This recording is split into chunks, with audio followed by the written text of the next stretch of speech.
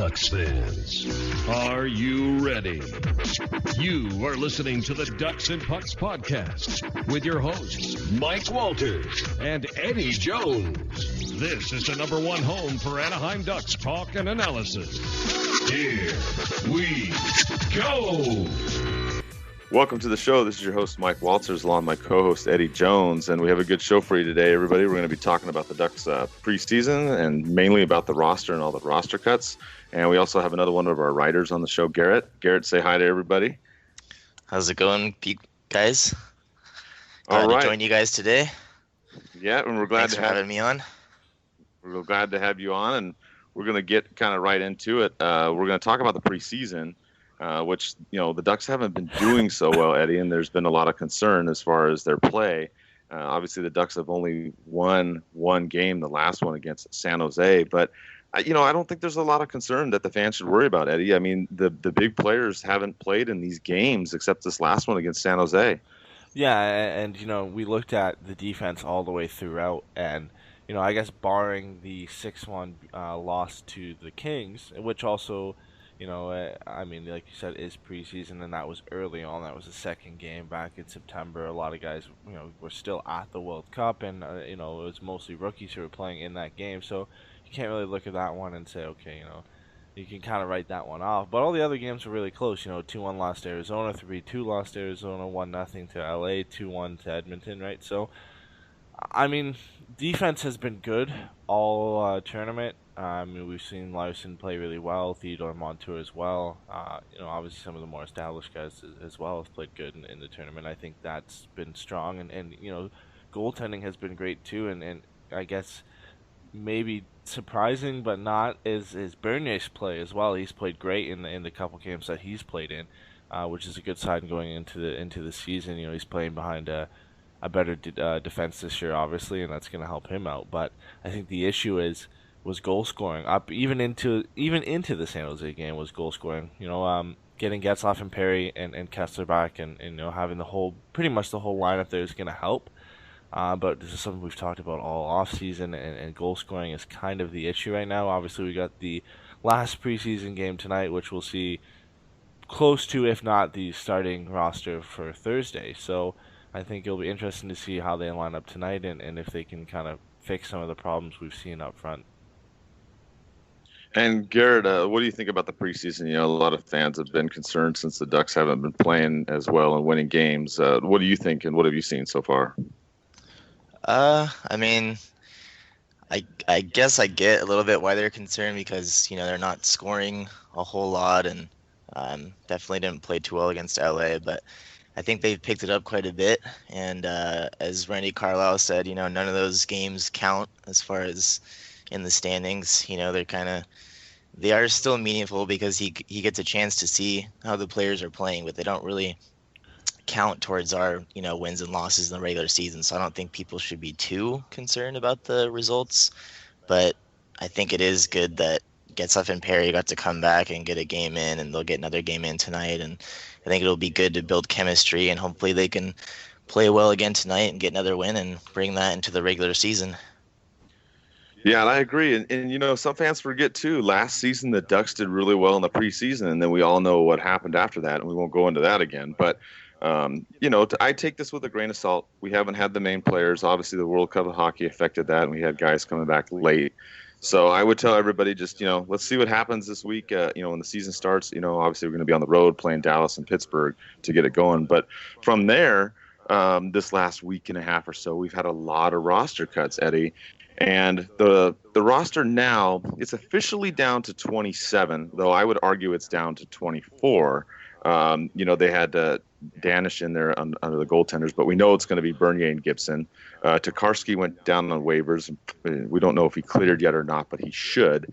And then you've also got Nate Thompson and Cordelius injured. So we should get down to 24, Eddie. But it's going to be interesting to see what happens in this situation, because we have Stoner sent down on waivers. He cleared the waivers, but he's still in Anaheim. So there's a lot of questions about this, the trades, and what's going on. What did you think about this move with the Ducks sending Stoner down? Why did the Ducks try and do that? I think it was, usually you see this after they can't trade a guy, and that might be the case. But this, I think, is clearly them sending him down just to see if a team would take him. And just so they can get out from under that cap hit and use that money to sign Lindholm and Rakell. And, it's not a surprising move. We see this happen with a lot of teams. It's kind of a last-ditch effort to get rid of the guy. And, as ugly as that sounds, that looks like what they were trying to do because they've kept him up with the roster. They have no plans of sending him to San Diego and having him play down there with some other guys and bringing him up later in the season. If he's going to be in Anaheim, he's going to start, as the 7th or 8th guy, and he's going to be on the roster. So I think that's what they're trying to do. Sending him down through waivers. As for the rest of the team, like you said, there are some guys you can just kind of peg off, even though they've said the roster's down officially to 28.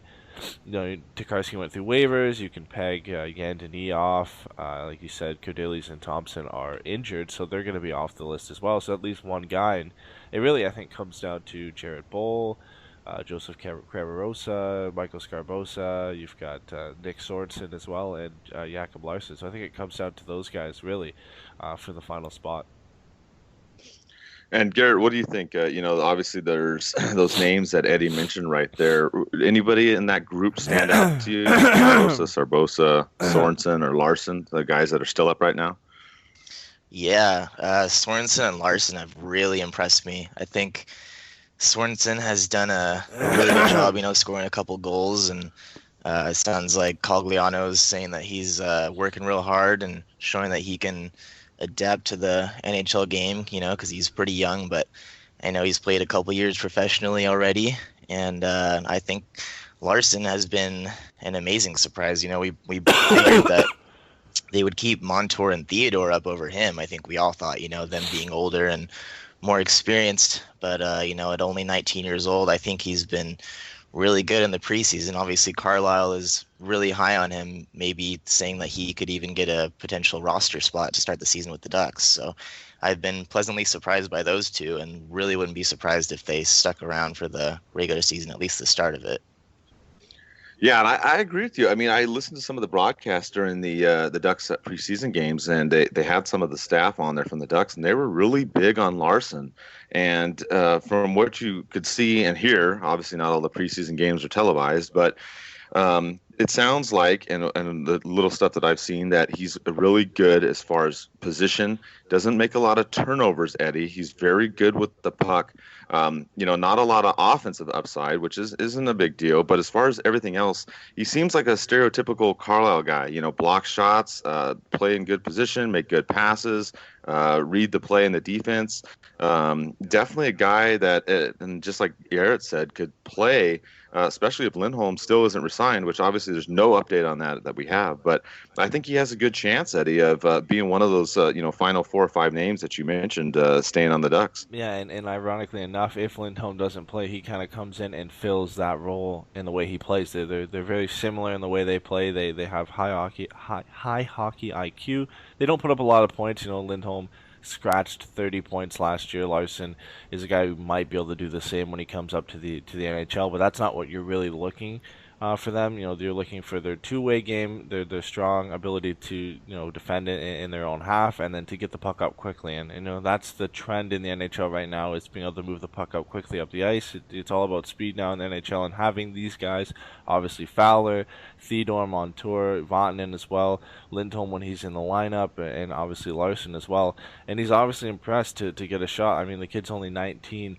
He beat out guys that we thought for sure, and Theodore would have had a roster spot after last season, and Montour would have filled a similar role to what Theodore did last year, where he would come up and play about 19 or 20 games. So, I mean, it's surprising to see him still be in the lineup. Usually with these guys, and I'm not too sure how it works with him going back to Sweden. I know with the CHL, you can get like a 9-game tryout, and then they can send you back to juniors if you don't want to play there. And I know he's eligible to play in the CHL.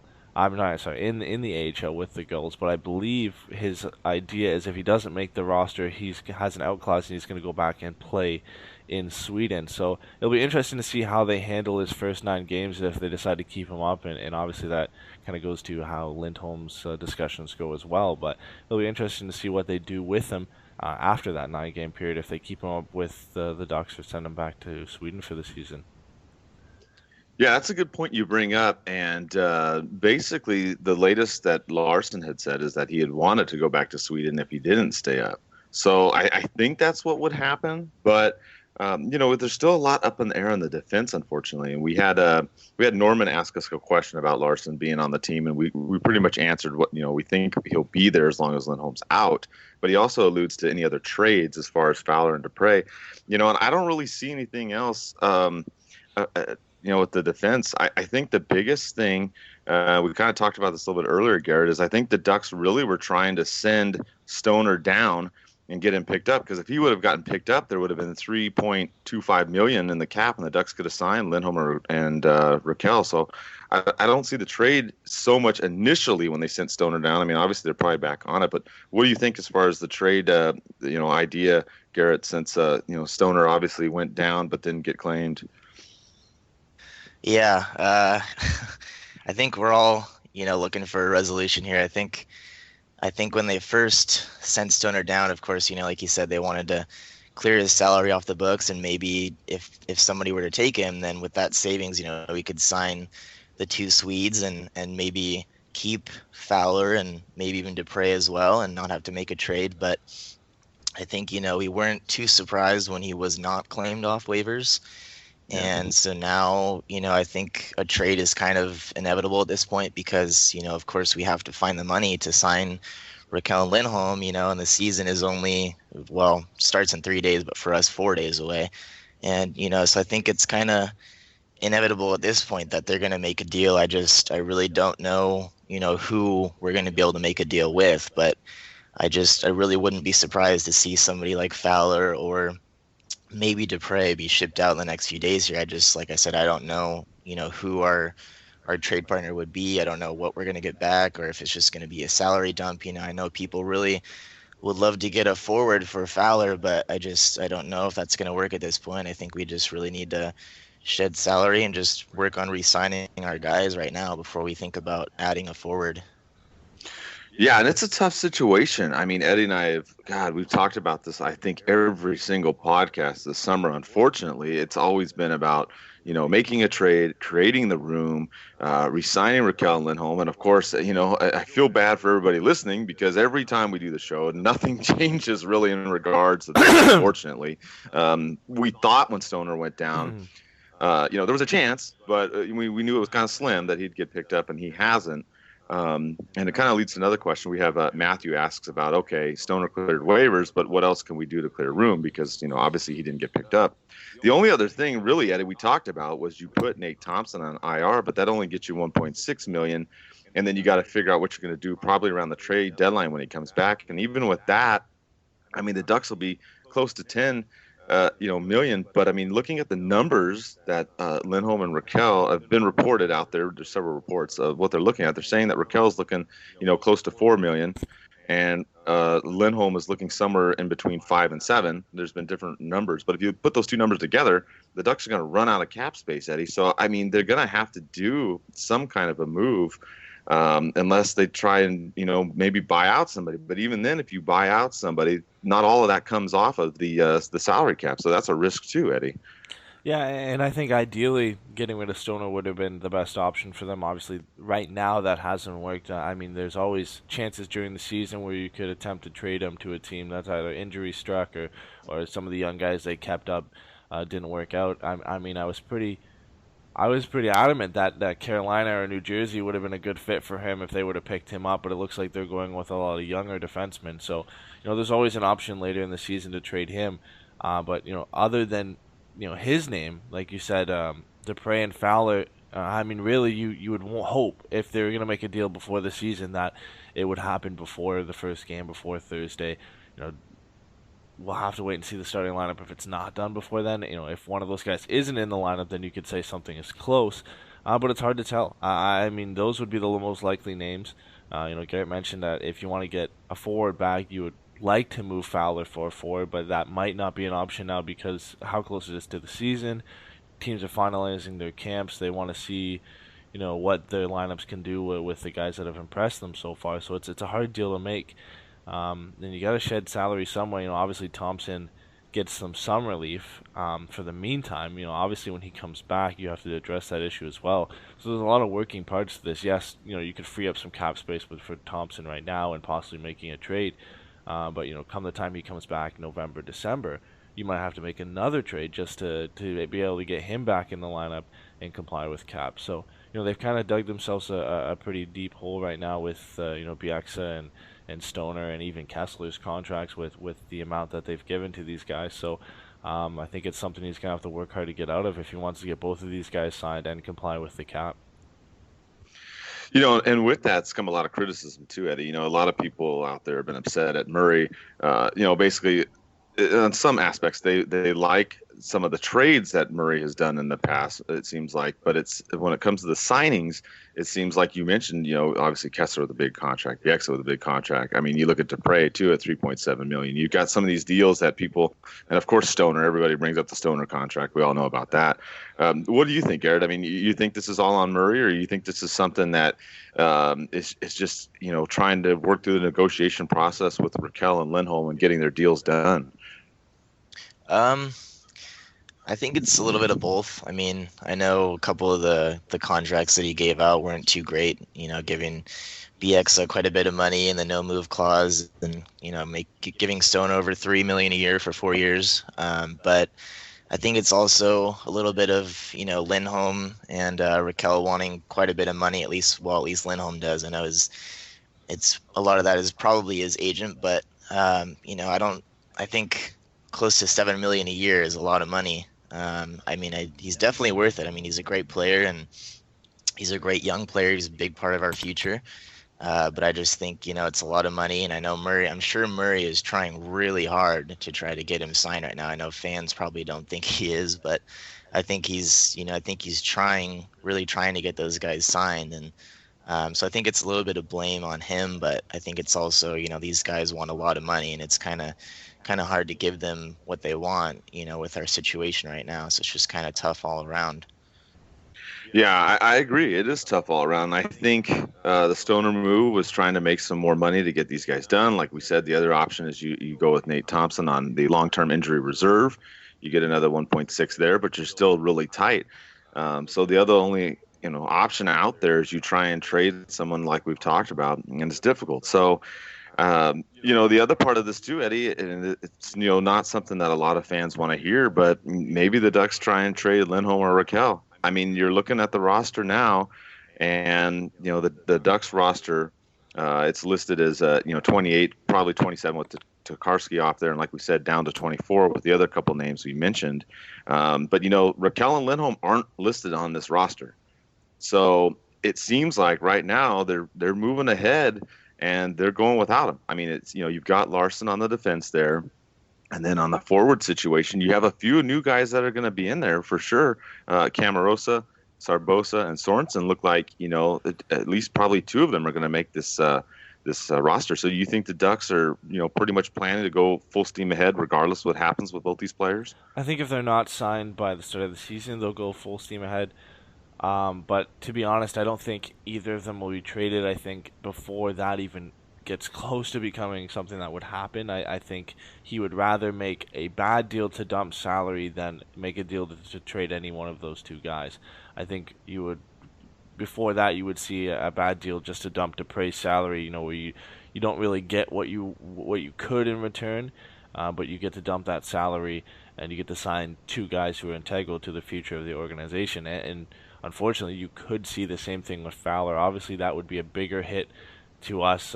We would expect to get something in return.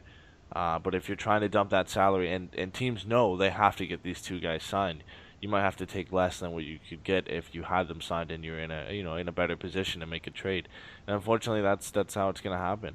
And it's hard to blame Murray. I mean, you look around the league and you look at Kucherov, he's not signed. You look at Goodrow, he's not signed. You look at the issue with Trouba right now as well, and Ristolainen in Buffalo. These are all young players who are looking for long-term deals, and arguably all of them are in the most important part of their career right now. They're in their early 20s, and they want to sign a career that's going to take them into their late 20s, early 30s, whether they can get paid again. So, this is a big contract for all these guys. I'm not surprised I'm a little bit surprised that it's taken this long, but I understand why. I mean, if I was in their position, at that age and you're established in the NHL, you're going to want to get paid. And you're going to want to get paid for a long time and make sure your situation is secure. So I get it. It's disappointing, obviously, for us as fans trying to wait and see what's going to happen with the lineup. But Murray's got to make something happen in the next few days, or it's going to be a lot more difficult to make a deal or make a signing during the start of the season. You bring up a good point there too about trying to trade one of the other guys with a higher salary, Dupre, Fowler, whatever, and getting a lesser of a deal.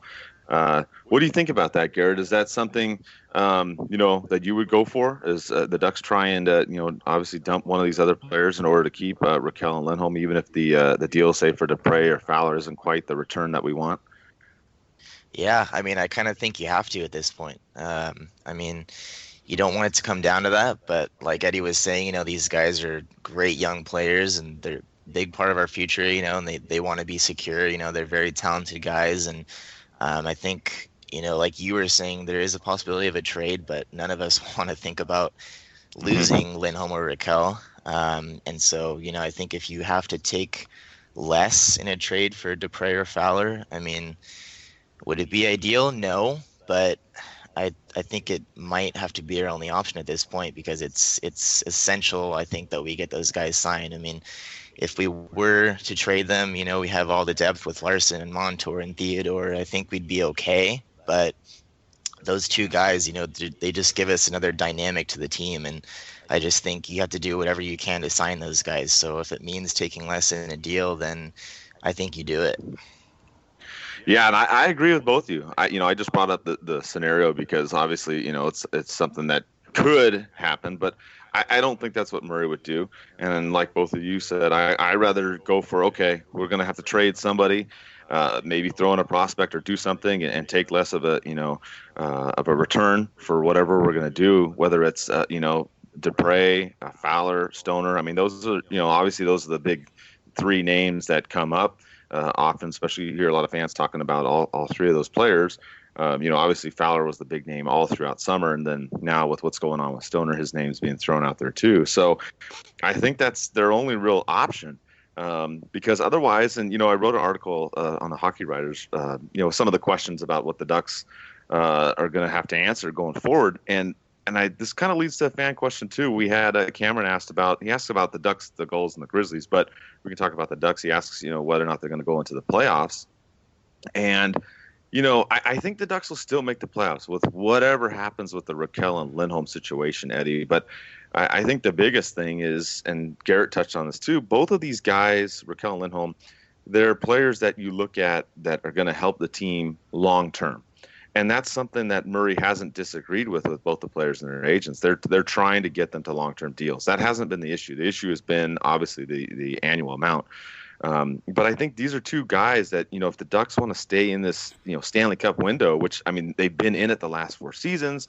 They've been the favorite the last 4 seasons. We've been disappointed the last 4 seasons. But I think to get us back to that point, we have to do whatever we can to keep both these guys, Eddie. Yeah, and really there are top 2 young guys in each position. I mean, Lindholm is our best defenseman. He could be the best defenseman on the roster right now, but he's still the best young defenseman we have. And Rakell is arguably the best young forward we have. I mean, behind Getzlaf and Perry and Kessler, who are obviously over 30 now. You look at Nick Ritchie, who we don't know what he's going to do yet. Nick Sorensen has impressed in camp, but we don't know exactly how that translates into the regular season and into the NHL as a whole. Silfverberg's trending upwards, but Rakell had arguably he had a breakout season last year, and it can only go up from here. And he's probably our most creative forward. He's the best forward we have in the pipeline right now, and definitely the only one that's going to be ready to play in the NHL for a long period of time before obviously guys like Max Jones and Sam Steele are ready to come to the NHL.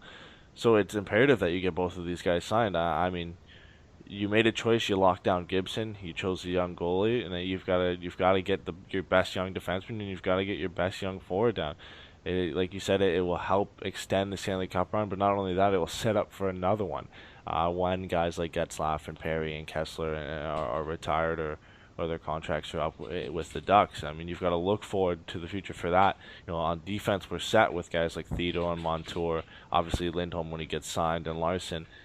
You're set there. But on forward, I think you have to get Rakell signed, and you have to work from there. Yeah, I agree. I think of the two, the biggest is really Rakell, like you talked about, because, Rakell can play forward. He can play center. We've seen him do both. I think they're going to, whatever, hopefully he gets resigned first, but whatever he wants to do, they're going to work with him, however he fits in the lineup, obviously, as he meshes with some of these other younger players too. So I think that's the biggest one. I mean, I know his health has still been a question. That's the unfortunate thing. There hasn't really been much of an update. It seems like it's taken a while for him to recover is kind of what I've been hearing, but there's nothing, specific about, Rakell and his timetable. That's the one probably bad part about his situation, which is just unfortunate for him all the way around. Because to me, of the two, I mean, obviously Lindholm is very important, but the Ducks blue line is stacked. I really think Rakell is something we need because the Ducks forward, offense. That's the issue I look at, Garrett, is if the Ducks are going to do well this year, and we saw this last year in October and November, is they got to score some goals, especially in the start of the season. Yeah, I mean, like you were just saying, the forward unit is definitely not as stacked. We don't have as much depth there as defense. I think Rakell is definitely the more important of the two. We definitely are going to need to score, more this season. We can't be putting it all on, Perry to score 40 goals and Getzlaf get 25 to 30 goals and, Kessler get, 25 to 30 as well. I know we have Silverberg, who's hopefully going to have a really good season this year. I know he's been with Getzlaf on the top line, so hopefully that's going to lead to him scoring more. But, we're going to need guys like Cogliano to step up. And, Vermette's going to have to score quite a few goals for us probably, and Mason Raymond, guys like that, and especially if we don't have Rakell, it's going to really fall on these other guys to produce offense for us because, we can count on Rakell to get us 20 to 25 goals. And if he's not there, then other guys are really going to have to step up for us to give us the offense to win games. And speaking about that, I mean, as far as the offense, it's really going to come down to the line combinations and how that, shapes up. Like we've both, we've all talked about really. And then obviously the Ducks are going to have their last game today against San Jose. What do you think about some of these combinations, Eddie, that we've seen? The Ducks went with Getzlaf and Perry separate. And they also, for a little bit, they had Sorensen skating with Cogliano and Kessler in practice the other day, and they also played together in that win against San Jose.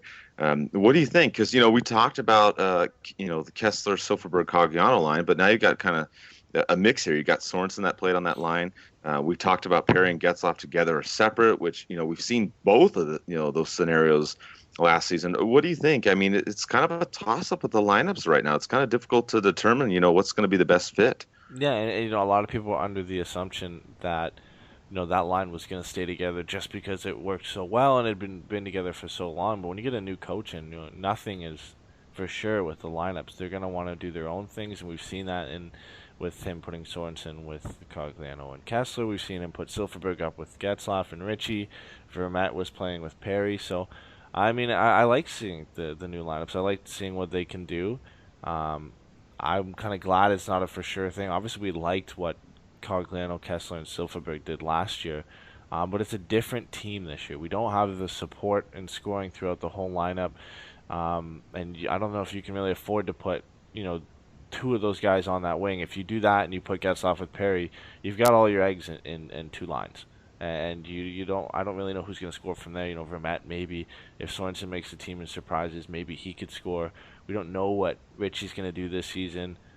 So you're banking on those top two lines, and if you can split it up like that and have three threats like we did last year and kind of work with what you've got, I think that's the best way to go, at least for the start of the season. And we talked about this last year, how great it was to have three lines where you could throw one out, tire the team down, and then you throw another threat out and they have to deal with that, and you throw another one out and they have to deal with that. And it might even be a little bit better for them this year just because you've got three guys who can win you faceoffs and are among the best in the league, especially Kessler and Vermette.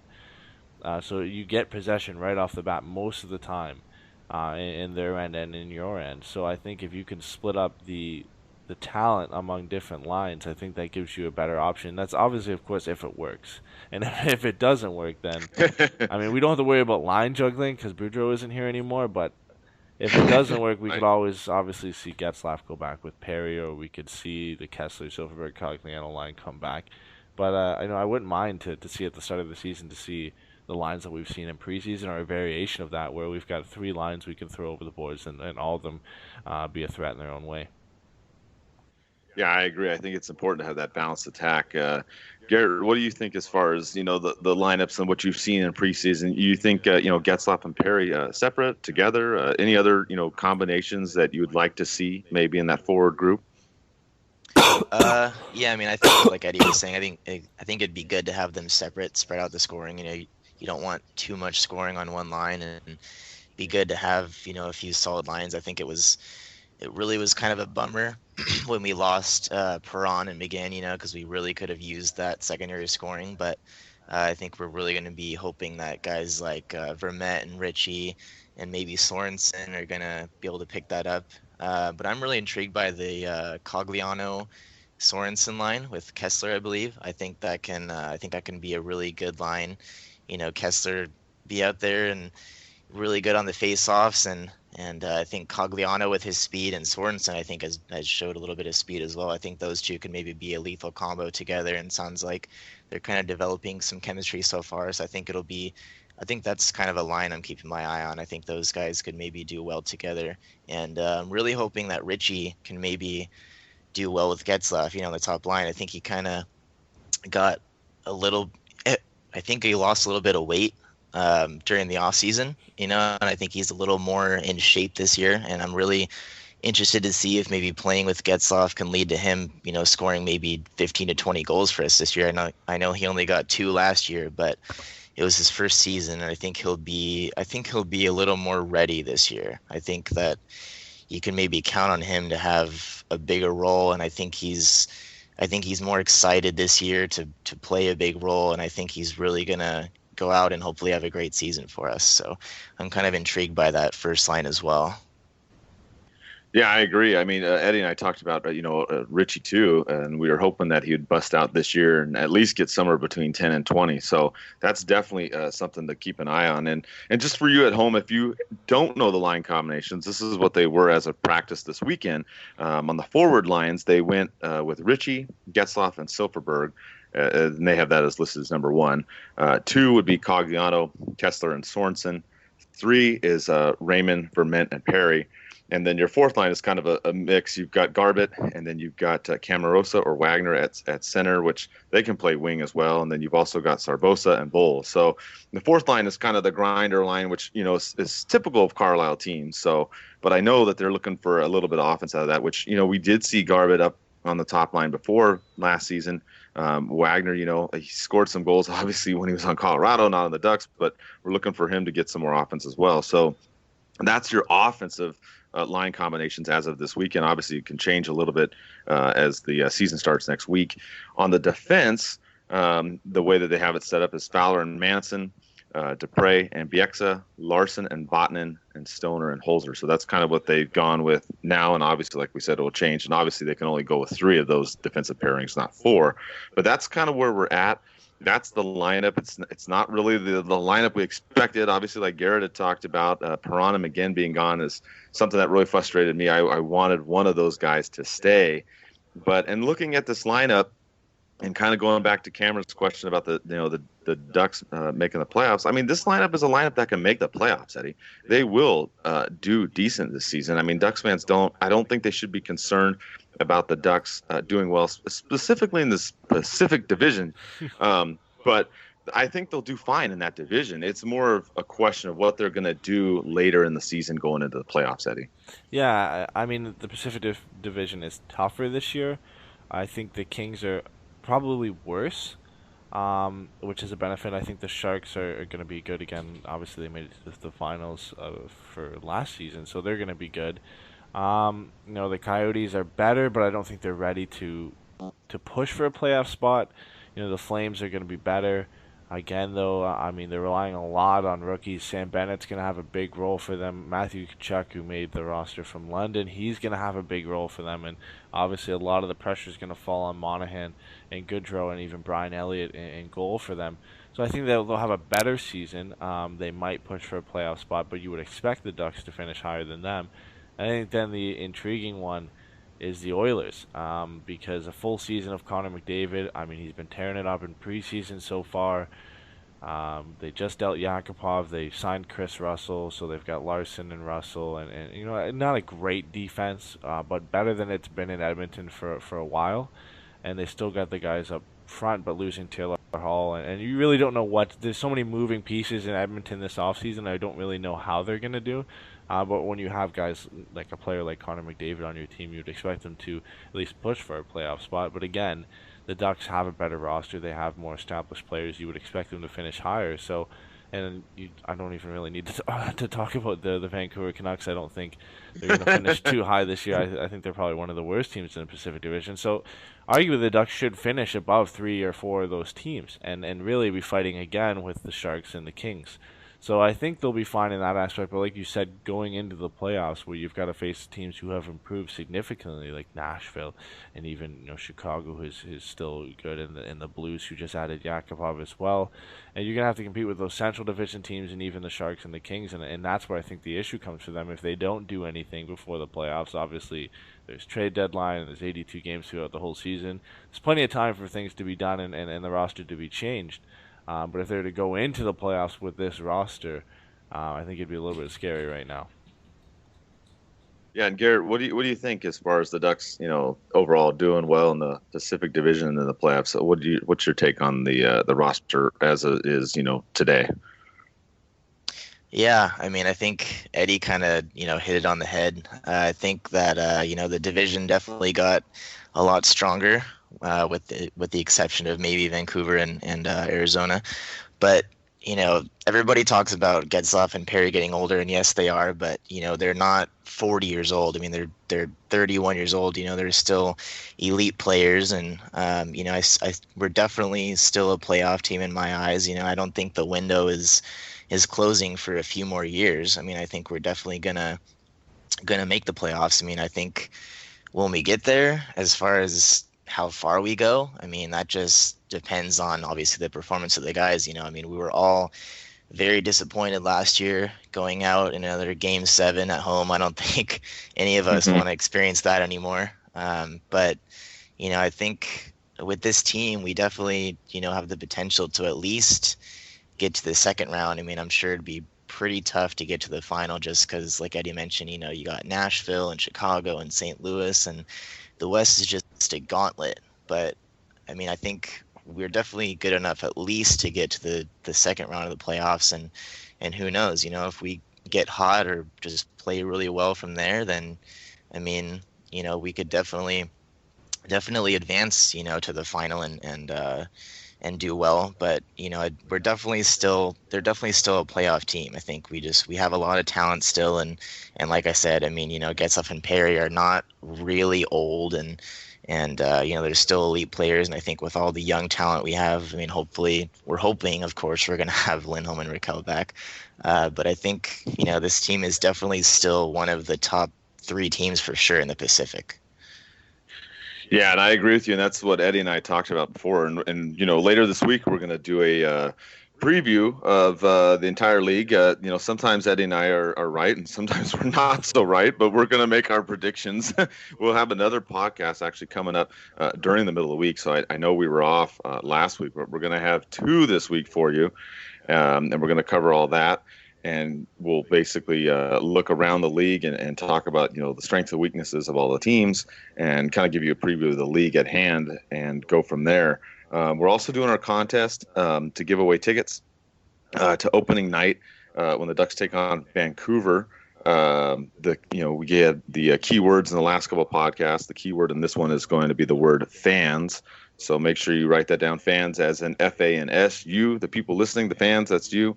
And check the other couple podcasts. The season preview that we're going to do this week. We'll have the final word in there for the contest. You put all the words together as the key phrase, and we'll have you email it to us, and we'll pick a winner. And we've been giving away tickets to the other games. I know we gave away some tickets for tonight's game as well. So look for that. And Garrett, thanks for coming on. We had a good show. We talked about the lineups and the roster. Hopefully got you a little bit more up to date and shared our thoughts on how the Ducks are going to do. And we're going to be back in a couple days. Don't worry. And let's go Ducks.